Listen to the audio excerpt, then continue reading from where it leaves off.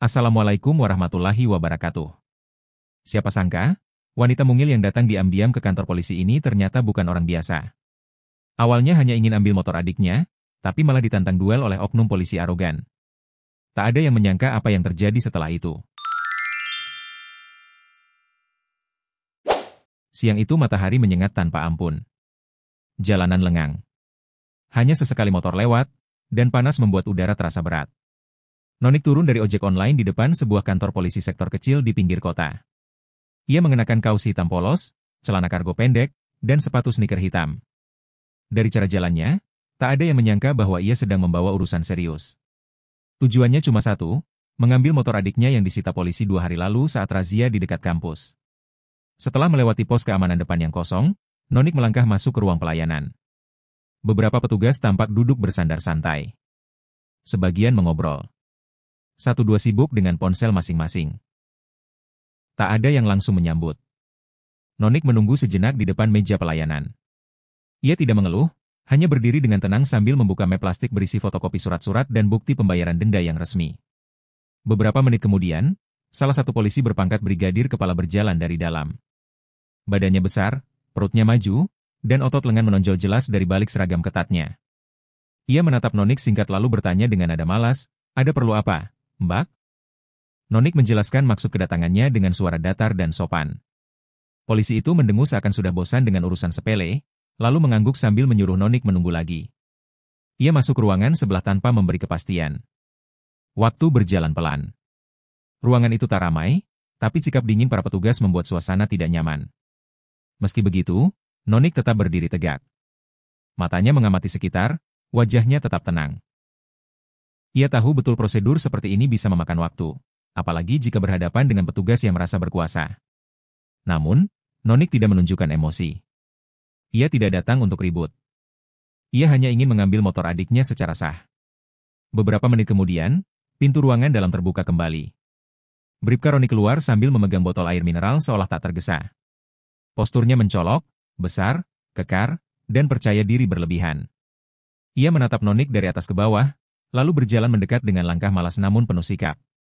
Tanpa basa-basi, ia menjatuhkan diri ke kursi belakang meja pelayanan dan menyandarkan tubuhnya.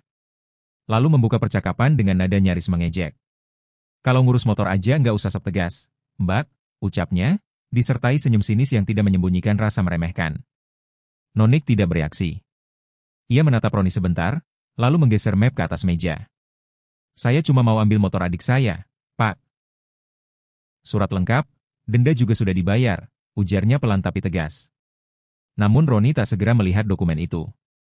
Ia malah memutar kursinya sedikit ke samping, menyilangkan tangan di dada, dan tanpa menikmati posisi dominan yang ia mainkan di hadapan seorang perempuan muda yang menurutnya biasa saja. "Sudah dicek belum ke dalam? Kadang surat bayar itu bohongan." "Loh?" ucap Roni masih dengan nada mencibir. Ia baru menyentuh map itu. Setelah memberi tatapan lama yang tidak perlu, ia membuka halaman depan sekilas lalu melemparkan pandangan ke arah Nonik. Kali ini dengan sedikit senyum puas. Bukan karena dokumen itu salah, tapi karena ia merasa punya kuasa atas proses yang bisa dibuat rumit atau mudah tergantung suasana hatinya. Nonik menahan napas sejenak. Bukan karena takut atau ragu, tapi karena ia tahu betul jenis orang seperti ini. Ia tetap diam membiarkan proses berjalan tanpa perlawanan, setidaknya untuk sekarang.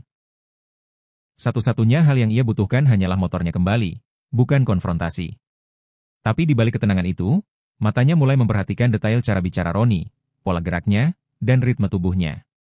Semuanya tercatat rapi dalam pikirannya. Bukan untuk sekarang, tapi untuk nanti jika memang dibutuhkan. Sikap Bribka Roni yang meremehkan tidak mengubah gestur Nonik sedikitpun. Ia tetap berdiri di depan meja dengan tenang. Kedua tangannya terlipat di depan map yang kini terbuka sebagian. Tatapannya lurus, tak memelas juga tak menantang. Suaranya tetap datar saat mengulangi penjelasannya. "Ini bukti pembayaran dari kejaksaan. Nama pemilik motor sesuai STNK dan saya hanya diminta mewakili adik saya yang tidak bisa datang karena kuliah." Kalimat itu disampaikan tanpa emosi, tapi juga tanpa celah. Bribka Roni mencibir pelan lalu menyandarkan punggung lebih dalam, seolah sedang menilai apakah perempuan di depannya ini bisa ditarik lebih jauh atau tidak. Ia tahu sendiri, Mbak. Surat doa nggak bikin motor langsung keluar. Ada proses dalam dan itu nggak gratis, katanya, dengan nada sok santai yang sengaja dibiarkan menggantung. Beberapa polisi di sudut ruangan mulai melirik ke arah mereka. Tapi tak satu pun ikut campur.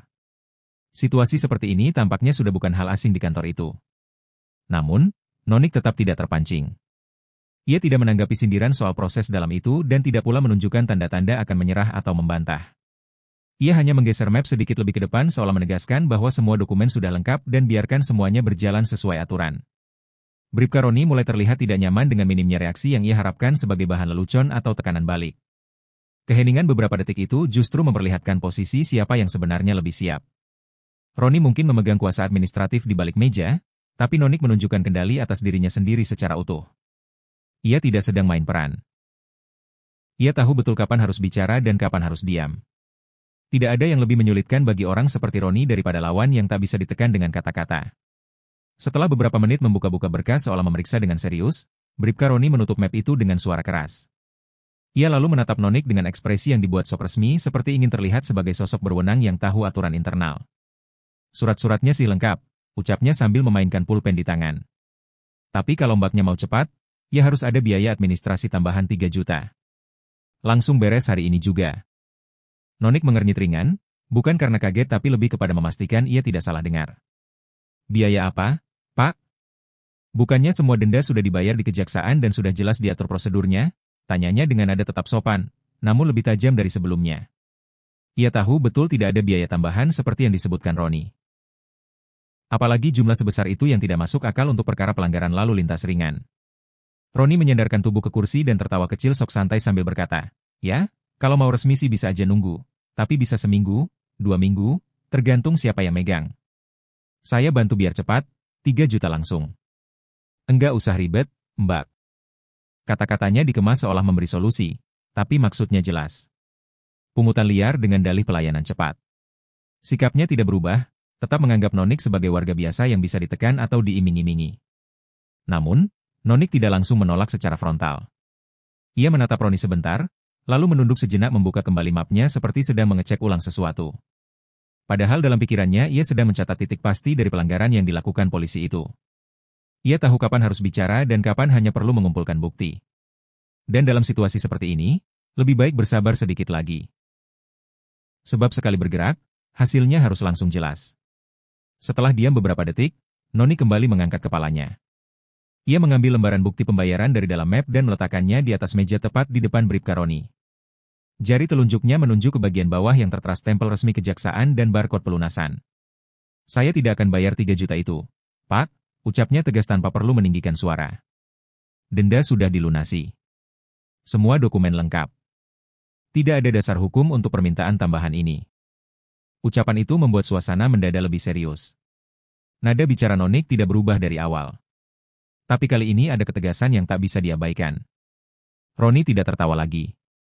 Ia menatap Nonik dengan pandangan sedikit berubah. Lebih tajam tapi juga penuh tanda tanya. Ia tidak menyangka perempuan di depannya bisa menolak tawarannya tanpa ragu. Bahkan dengan menunjuk langsung celah pungli yang coba ia mainkan. Beberapa petugas yang duduk di ruang sebelah mulai mengalihkan perhatian ke arah mereka. Salah satu di antaranya, Bribtu Ika, sempat melirik dokumen yang dibentangkan di meja. Dari jauh, ia tampak mengernyit. Seolah mulai menyadari bahwa urusan ini bukan sekadar warga yang salah paham. Tapi Roni tampaknya belum mau mundur. Ia mendorong kembali map itu ke arah Nonik dengan gerakan malas, sambil berkata, "Kalau nggak mau cepat, ya terserah. Tapi jangan salahin saya kalau motornya nunggu lama." Nonik tidak membalas. Ia hanya mengambil kembali mapnya dan berdiri lebih tegak. Tidak ada rasa takut atau ragu di wajahnya. Ia tahu posisi hukumnya dan yang lebih penting, ia tahu cara menghadapi orang yang sedang bermain kotor di balik jabatan. Penolakannya bukan sekadar soal uang, itu tentang harga diri dan prinsip. Dan bila keadaan memaksa, Nonik bukan tipe yang tinggal diam. Wajah Bribka Roni mulai memerah, bukan karena malu, tapi karena egonya tersinggung. Ia tak terbiasa ditolak, apalagi oleh seseorang yang secara fisik terlihat jauh lebih kecil dari dirinya. Apalagi di depan rekan-rekannya yang sejak tadi mulai memperhatikan percakapan itu sambil menahan senyum. Roni mengetuk-ngetuk meja dengan ujung jarinya, lalu bersandar ke depan dan menatap tajam ke arah Nonik. "Gini aja deh, Mbak. Kalau memang ngerasa benar dan berani, keluar, yuk. Kita selesaikan secara langsung," ujarnya pelan tapi penuh tekanan. "Kalau Mbak menang, motor langsung saya kasih. Kalau kalah, motor adik Mbak saya tahan." Terserah mau lapor kemana. Beberapa polisi yang ada di ruangan langsung saling melirik. Sebagian tertawa kecil mengira Roni hanya bercanda, tapi dari nadanya jelas ia serius. Roni berdiri dari kursinya. Tubuh besarnya mendadak membuat bayangan besar menutupi sebagian meja. Ia menunjuk ke arah halaman belakang kantor, area parkir kosong yang biasa digunakan sebagai tempat apel pagi. Di sana. Biar yang lain juga bisa lihat. Fair aja. Cowok juga kadang harus diajarin kalau ngomong seenaknya. Nah, ini kebetulan yang ngomong cewek, tambahnya mencoba mempermalukan Nonik dengan sarkasme. Namun, yang dia hadapi bukan perempuan biasa. Nonik memandangi Roni sebentar, lalu menoleh ke arah halaman belakang. Dia tidak langsung menjawab, tapi ketika tatapannya kembali ke arah Roni, hanya ada satu kata yang keluar dari bibirnya. Oke. Suaranya tenang, matanya tetap fokus. Tidak ada emosi, tidak ada reaksi berlebihan. Hanya jawaban sederhana yang justru membuat suasana seketika hening. Tawa kecil yang sempat muncul dari beberapa polisi di sudut ruangan langsung hilang. Digantikan rasa penasaran. Roni sempat mengangkat alis seolah tak percaya tantangan itu diterima. Tapi ia sudah kepalang basah. Ia melangkah keluar lebih dulu dengan langkah besar dan penuh percaya diri. Nonik menyusul dengan ritme tenang bahkan nyaris tanpa suara. Beberapa personel keluar dari dalam ruangan.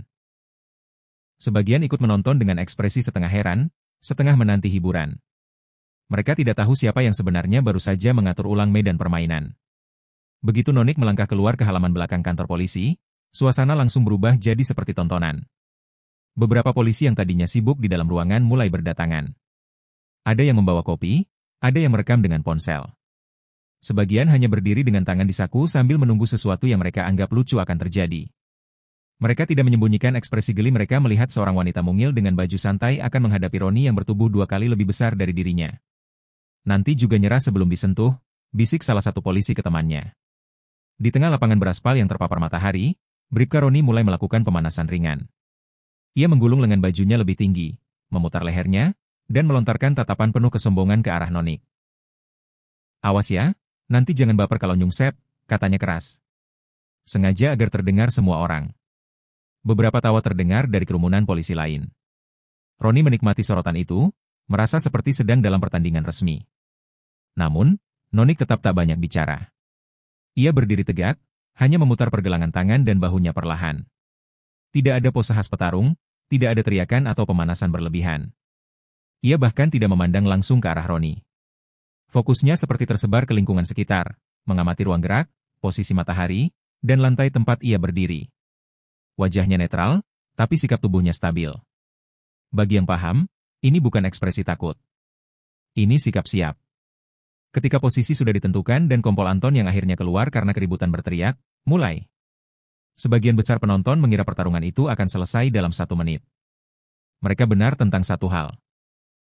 Pertarungan itu memang tidak akan berlangsung lama, tapi mereka salah besar soal siapa yang akan tumbang lebih dulu. Begitu aba-aba diberikan, Bribka Roni langsung melangkah cepat ke arah Nonik. Tanpa basa-basi, ia meluncurkan pukulan lurus ke arah dada lawannya. Disusul dengan ayunan tangan kiri ke samping. Gerakannya kasar tanpa teknik, tapi tenaga yang ia keluarkan jelas besar. Nonik langsung menghindar dengan 1 langkah ke kanan, lalu membungkuk saat pukulan berikutnya datang. Serangan itu nyaris mengenai pipinya, tapi ia tetap tenang. Ia tak membalas, hanya mundur 1 langkah lagi. Menjaga jarak. Roni semakin agresif. Kakinya menghentak keras ke tanah, mengeluarkan kombinasi pukulan ke atas dan dorongan tubuh ke depan, mencoba memojokkan Noni ke pagar belakang. Ayo, mana katanya mau ngambil motor, teriaknya memancing reaksi. Dari kejauhan, beberapa polisi yang menonton mulai bersorak seperti menonton duel tidak resmi yang penuh sensasi. Namun Nonik tidak terpancing.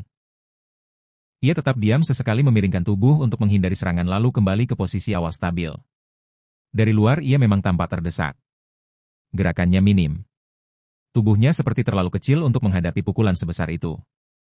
Tapi sesungguhnya Nonik sedang mencermati posisi tumpuan kaki Roni, pola ayunan tangannya, dan jeda napas di antara tiap serangan.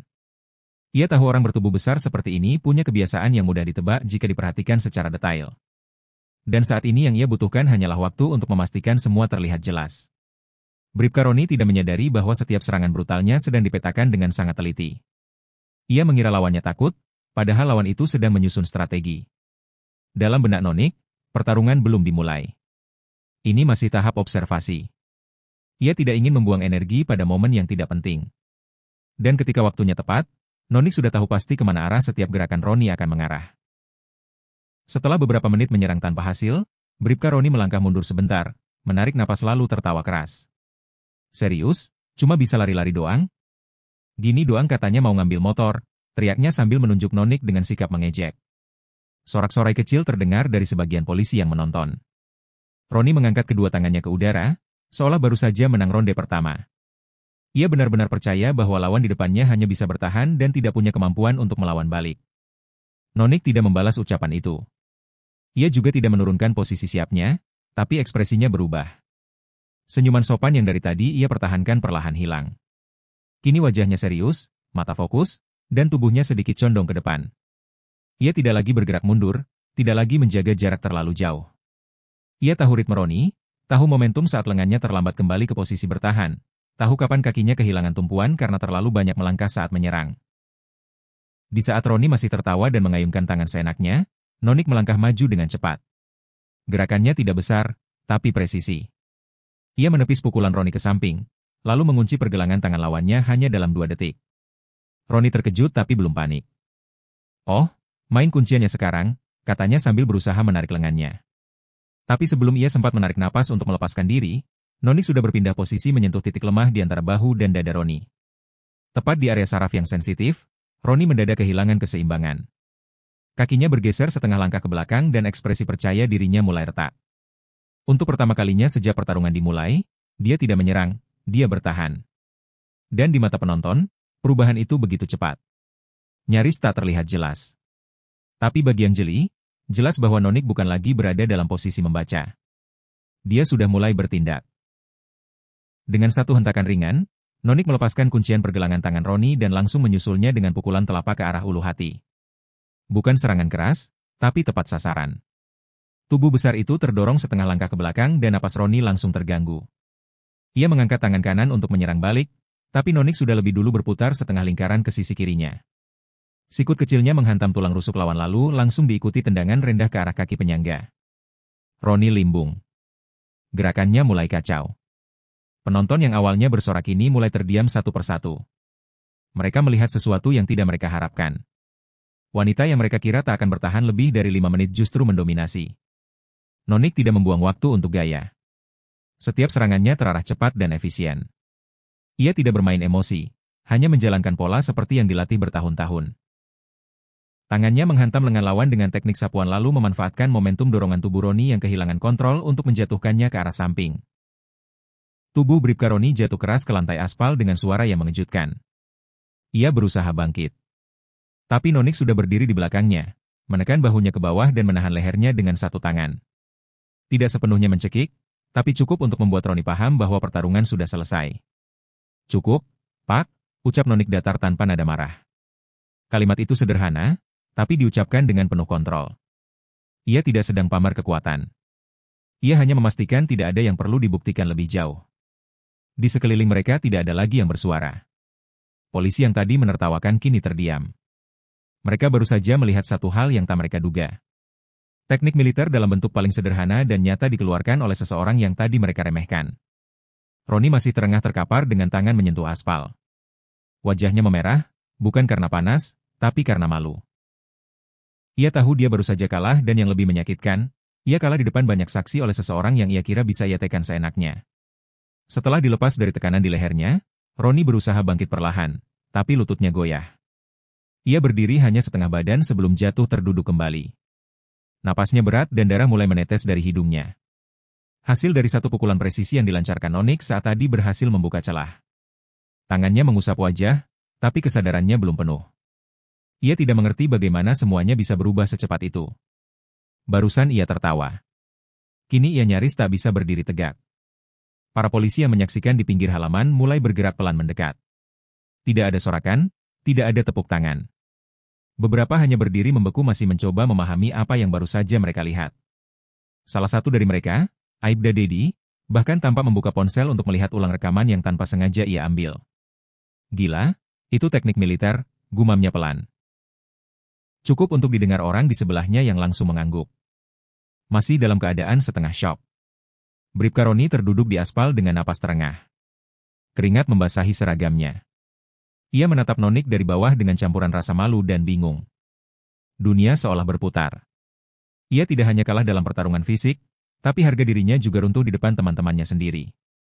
Tidak ada pembelaan, tidak ada pembenaran, semua sudah lihat.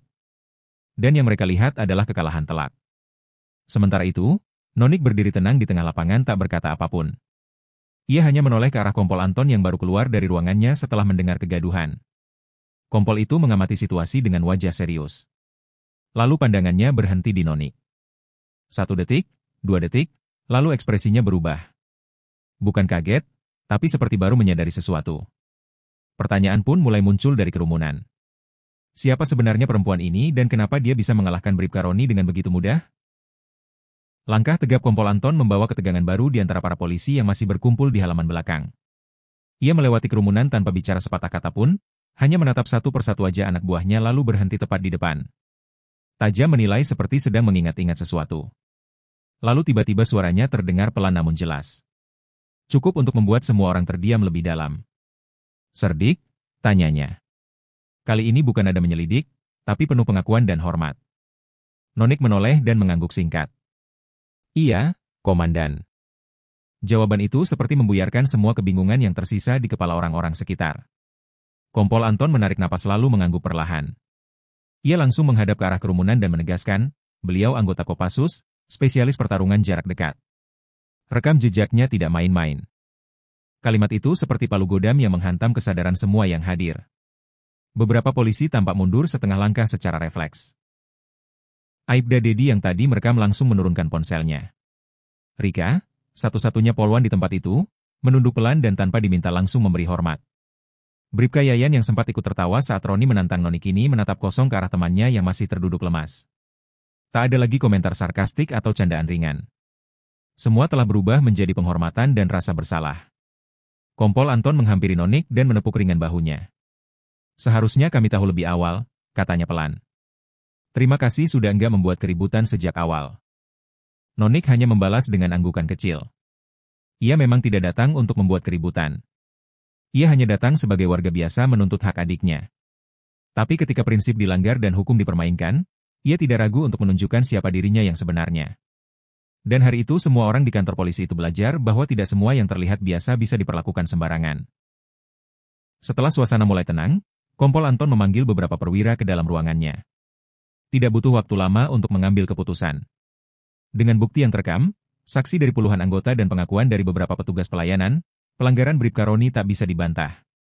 Penyalahgunaan wewenang, pungutan liar, dan tindakan tidak profesional di hadapan warga sipil semuanya lengkap. Surat pemecatan sementara langsung ditandatangani dan proses pemberhentian permanen pun dimulai hari itu juga. Tidak ada upacara, tidak ada pembelaan. Motor milik adik Nonik segera disiapkan oleh anggota jaga. STNK, BPKB, dan surat pelepasan barang sitaan dikembalikan utuh.